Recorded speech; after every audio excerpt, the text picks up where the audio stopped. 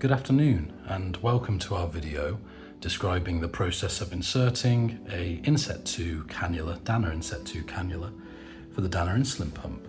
The first thing I wanted to highlight is we do have a physical copy of the Dana Inset 2 instructional leaflet. It describes the process of preparing a set as well as inserting a set and gives you all the contraindications besides. So should you wish to have a physical copy of these written instructions, we can provide one to you on request. It's also something that can be downloaded from our website and something that can be requested at the hospital as well.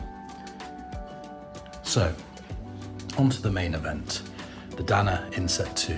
This is a Teflon cannula. It comes in 6 and 9mm cannula lengths with 46, 60 and 80 centimeter tubing lengths. We're going to go from the process of having already filled the pump, and please see our other videos for descriptions of that.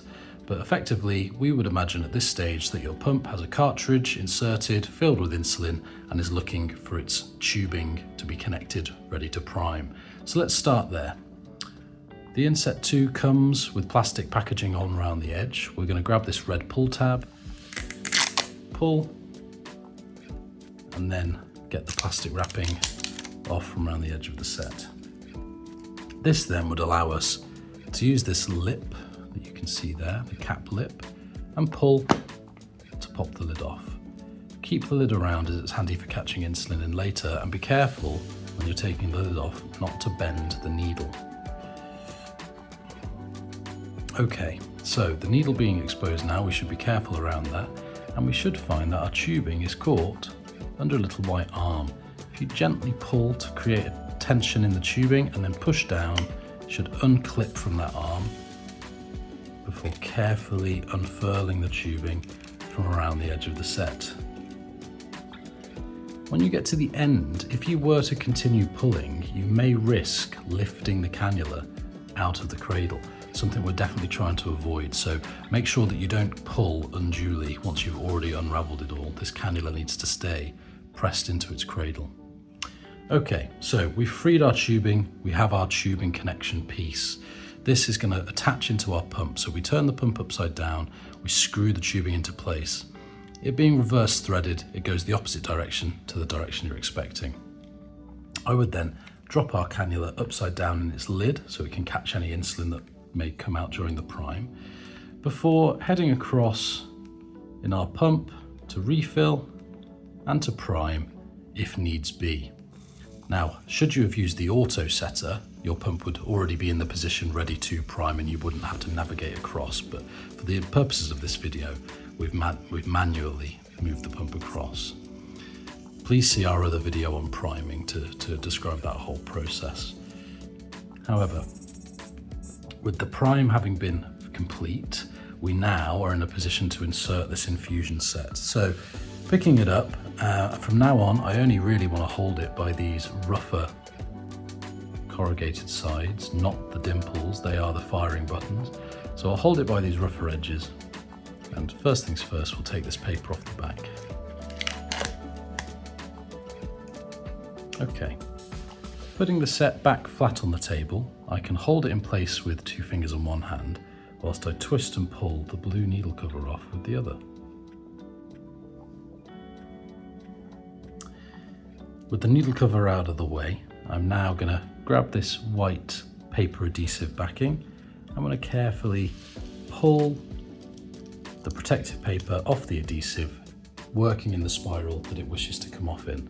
If I was to pull very hard and quickly, not following the spiral, I would risk pulling the cannula out of its cradle, so we don't want to do that.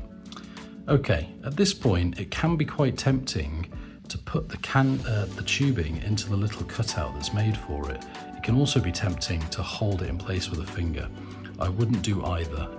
Pinning the tubing in place at this stage would risk pulling the cannula free of its cradle as we're setting the inserter plastic ready to fire. So let the tubing dangle freely. Turn the cannula upside down, still holding it by these rougher edges. Grip the white beak inside and pull as if you're trying to separate the white plastic from the blue.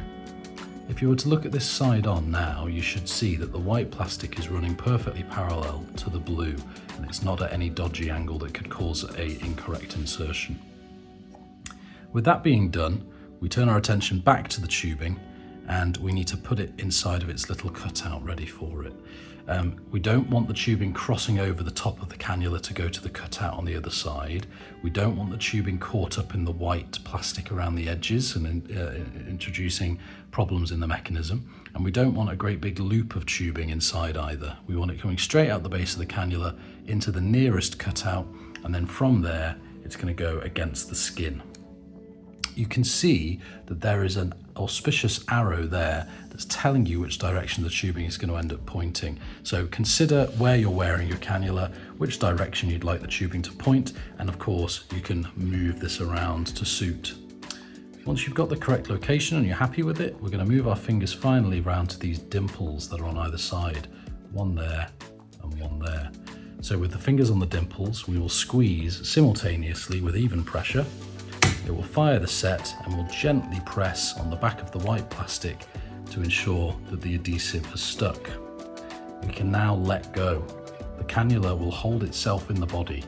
We're going to reach in to grip that white beak again and pull perpendicular from the body to remove the introducer needle and inserter plastic and leave the cannula behind. Being that we've now got this needle exposed, I'm going to put the cap back on to prevent any risk of needle stick, and that can go straight into the sharps bin. So our cannula has been left behind, and it does a fairly good job of inserting it fully itself. You can, however, run a finger around the edge of the adhesive to ensure that that's stuck. That cannula is good to go. Now, should we wish to remove this cannula, it's best done by pressing and holding with one finger on one hand on the nose, whilst you then pinch and pull to relieve the cannula from the outside. To put it back in, it just slides back into place with a click, and it can go in that way round or the other way around. It doesn't matter at all. One final thing to do before we can call this job complete is head back into our pump, head across to refill, head across in refill to prime cannula, and then ensure that our cannula prime is delivered, making sure that there is no air in any of our system and there's insulin from tip to tail. That is the process of priming, preparing and inserting an Inset 2 cannula. Thank you.